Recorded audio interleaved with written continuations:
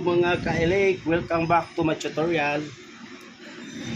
So, mag-wiring tayo na dito mga ka-elect. Ito.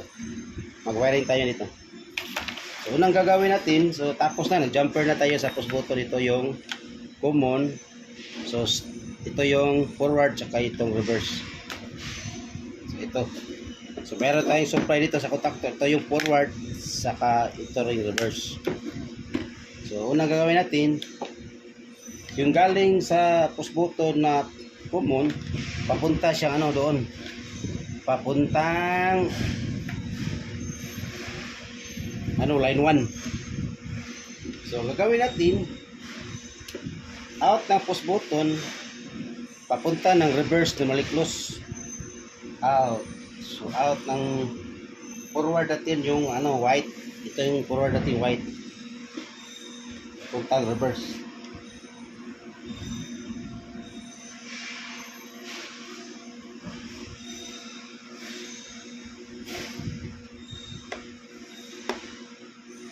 Okay. From out, mga ka-elect, papunta siya doon sa forward ng holding coil E1. Ito yung out ha. Basta sabi ko, yung out, yung in, pag humarap ka sa contactor, yung an in, yun ang in palagi. Pag humarap kayo sa contactor, yung in palagi.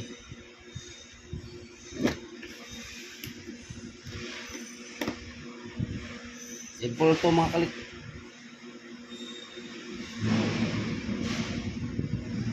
Okay? Ito like papunta ng in or papuntang iwan to, papuntang iwan.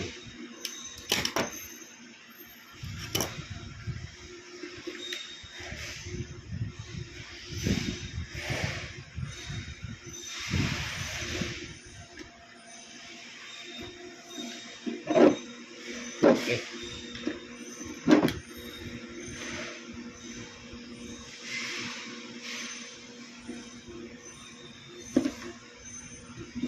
Kailangan i-double check nyo yung mga ilika kasi pag hindi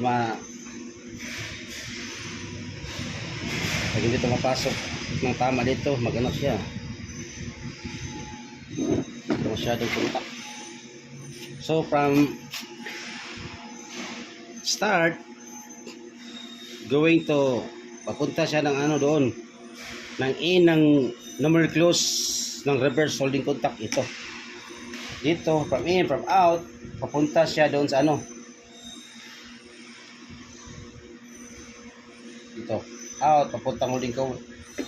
From holding coil ito papuntang overload. Ito yung overload natin na ito.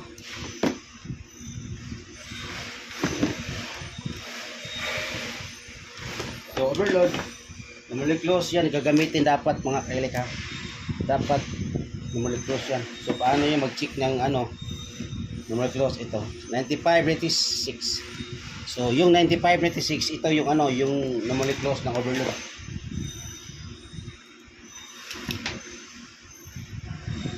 So from ito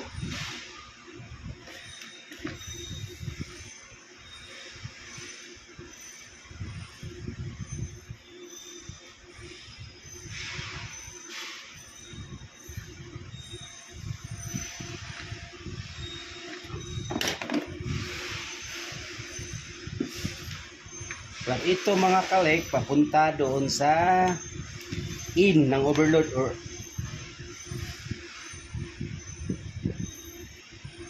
papunta sa in ng overload. Papunta ng in overload. Ito. Ang in ng overload yung 95.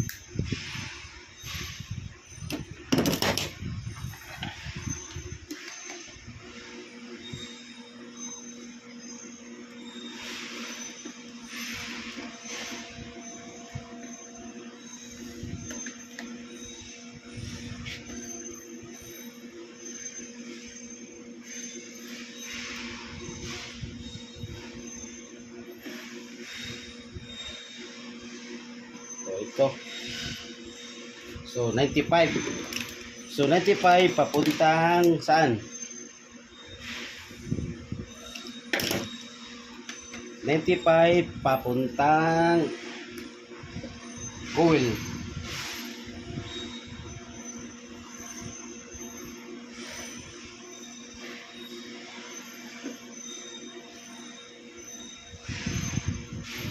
Yung 95 papuntang line 2. Okay.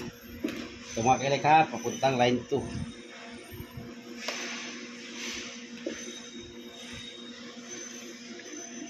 So dapat i-harness yung wire para magandang tingnan. So line 2 ito. So itong line 2 natin na ito.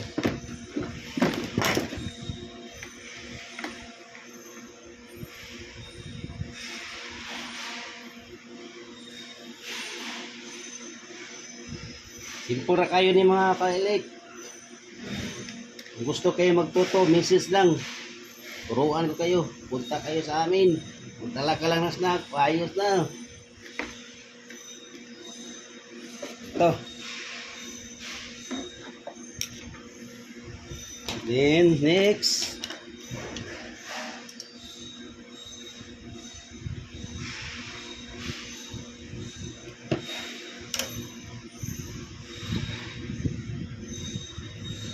Yung jumper natin doon, ano dito, sa mga kalit. Dapat mag-jumper tayo ng both coil ito to ito.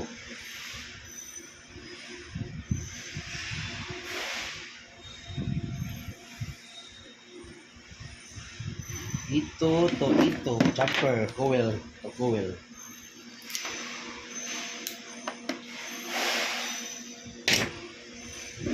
So ito to ito, ay ito ng forward sa reverse, i-jumper natin, i-jumper yan dapat mga kalikha.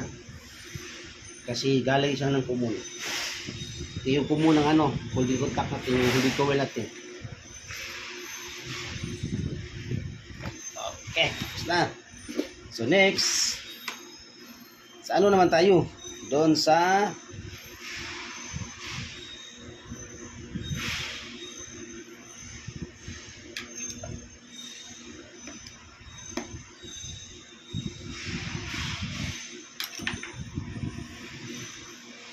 ano naman tayo? Sa reverse naman tayo.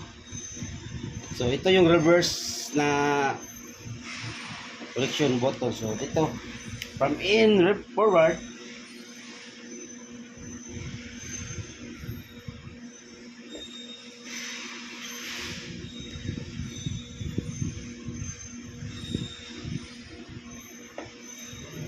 so from in forward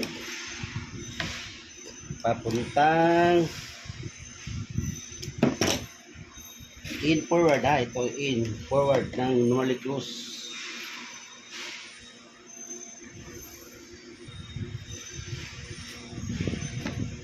Ito from in forward papuntang ano,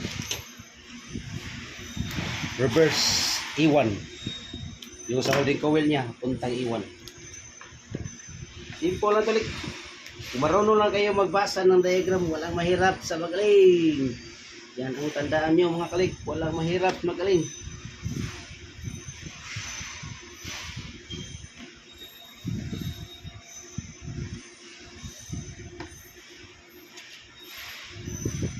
Okay. So tapos na. So ito na mga kalik, tapos na ang ginagawa natin na ano, forward reverse. So ito mga kalik ha, tapos na to. So ang gagawin natin, check natin ang ano, check natin yung ano, check natin yung wiring natin kung tama ba. So paano ba mag-check kung tama ba ang wiring natin? So ganito lang ka-simple mga kalik. Doon sa line 1 na ito, doon mo ano, yung tester mo. Pag pinost mo yung push button mo, tutunog yung tester natin. So meaning, okay. Yung forward naman, so okay, so tama. Okay, ayos.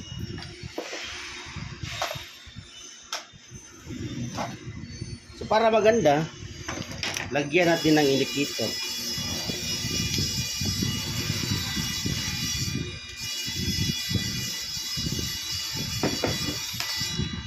Lagyan natin ng indicator mga kalit ha.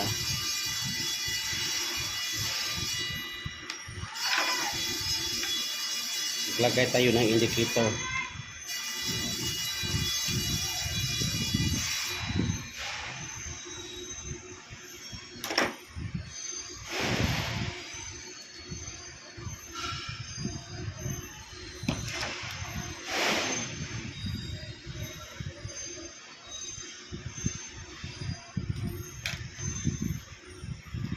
Lagay tayo ng indicator light para makita nyo kung saan yung forward tsaka yung reverse.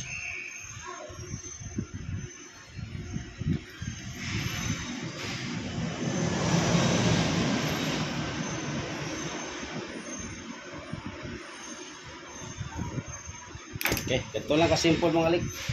Maglagay ng indicator light para mas hindi kayo mahirapan sa kalisod. Doon ang ilagay sa holding coil, automatic na yun. Sa holding coil lang ilagay.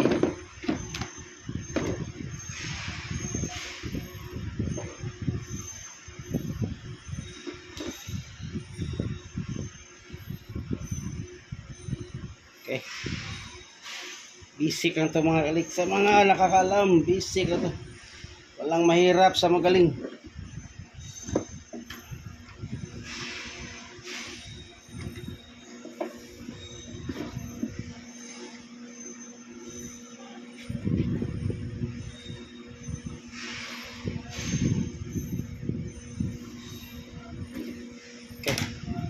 Very simple.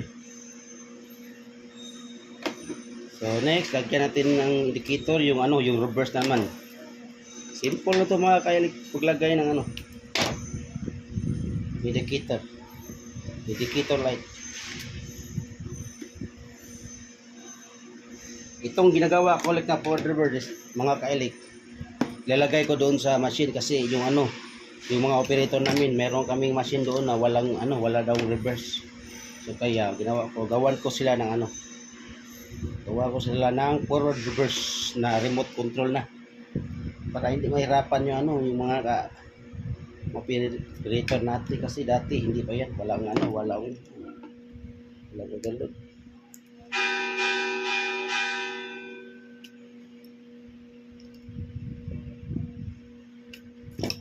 So next naman doon dito naman sa reverse coil. Simple lang to mga kalik. Basta ang sabi ko, walang mahirap magaling.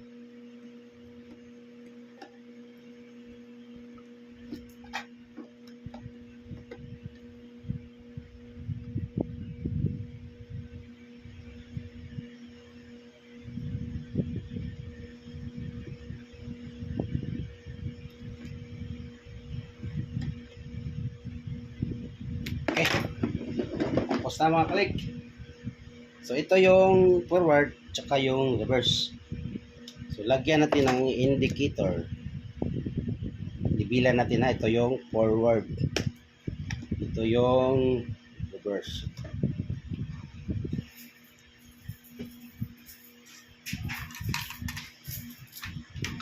So testing na tayo mga kalik. Ito yung power supply natin.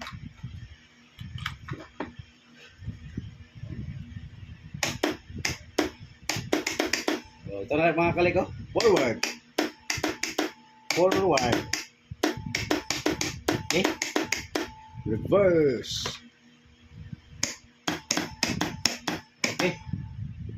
So, madali lang mag-wiring mga kalik, forward, reverse, forward, forward, reverse, forward, reverse. So, ganun lang mga kalik. So thank you for watching Please share my video. Sa gusto matuto, comment lang kayo sa baba. So thank you for watching. Bye bye. God bless.